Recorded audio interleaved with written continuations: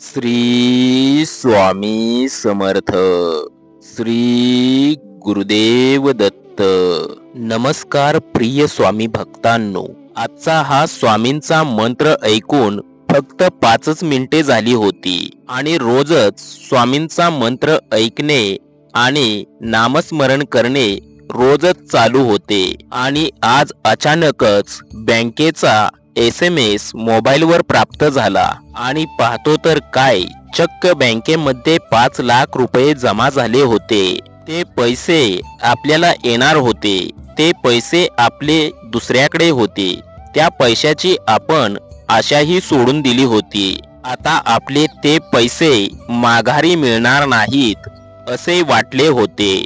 पण स्वामींच्या या मंत्राने चमत्कार माझ्या आयुष्यात घडून आला आणि हा स्वामी माऊलींचा मंत्र ऐकल्यामुळे आणि उच्चारल्यामुळे माझ्या कामामध्ये, उद्योगधंद्यामध्ये मला खूप नफा मिळू लागलेला आहे. आणि मला असे वाटत आहे माझ्या उद्योगधंद्यामध्ये मी खूप मोठे यश मिळवू शकेन. हा स्वामी मंत्र माझ्यासाठी अत्यंत लाभदायक ठरलेला आहे. प्रिय स्वामी भक्तांनो, असा अनुभव संदीप पाटील यांना आलेला आहे आणि ते मुंबईत राहतात. सोबतच त्यांचे असे म्हणणे आहे की ज्याप्रमाणे या स्वामी मंत्राचा लाभ मला झाला त्याचप्रमाणे इतर स्वामी भक्तांनाही या मंत्राचा लाभ मिळावा. आपल्या देवाच्या आशीर्वादाची प्राप्ती त्या लोकांना सुद्धा व्हावी जे त्यांच्या आशीर्वादापासून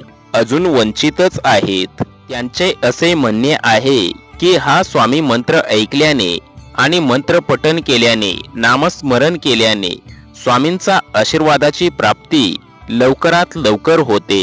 सर्व दुःखांपासून, संकटांपासून लवकरात लवकर सुटका होते. हा स्वामी मंत्र ऐकल्याने मन शांत होते आणि सुख, समाधान, शांती मिळते. प्रिय स्वामी भक्तांनो, तुम्ही फक्त हा स्वामी मंत्र संपूर्ण ऐकायला हवा. तुमचे ध्येय जर पैसा कमावणेच असेल तर हा स्वामी मंत्र तुम्हाला आयुष्यामध्ये खूप सारा पैसा मिळवून देईल. प्रिय स्वामी भक्तांनो, तुमच्याकडे जर पुरेसा वेळ असेल तर तुम्ही हा मंत्र 108 वेळा उच्चारू शकता. या मंत्राचे नामस्मरण करू शकता. आणि जर तुमच्याकडे पुरेसा वेळ नसेल तर आपण हा स्वामी मंत्र श्रवण करू शकता. तुमच्या मोबाईलवर ऐकू सुद्धा शकता. तुम्ही हा स्वामींचा मंत्र कधीही आणि कोठेही ऐकू शकता. तुम्ही तुमच्या घरामध्ये, कामामध्ये, ऑफिसमध्ये, दुकानामध्ये कोठेही हा मंत्र मोबाईलवर ऐकू शकता. खूपच प्रभावशाली, शक्तिशाली आणि चमत्कारिक असा हा मंत्र संदीप पाटील सांगतात. या मंत्रामुळे हजारो लोकांचे भले झालेले आहे. अजून खूप सारे भक्त या स्वामी मंत्रापासून वंचित आहेत.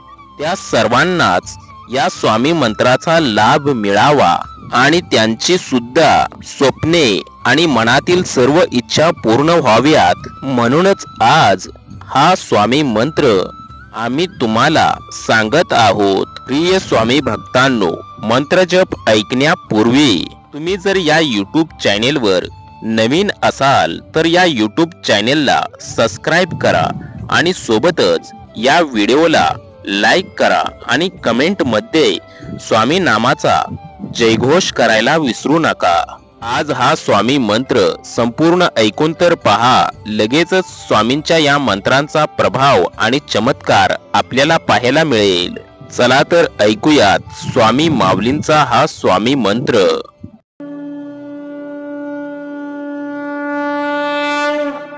ओम नमो श्री स्वामी दिगंबराय नमः. ओम नमो श्री स्वामी दिगंबराय नमः. ओम नमो श्री स्वामी दिगंबराय नमः. ओम नमो श्री स्वामी दिगंबराय नमः.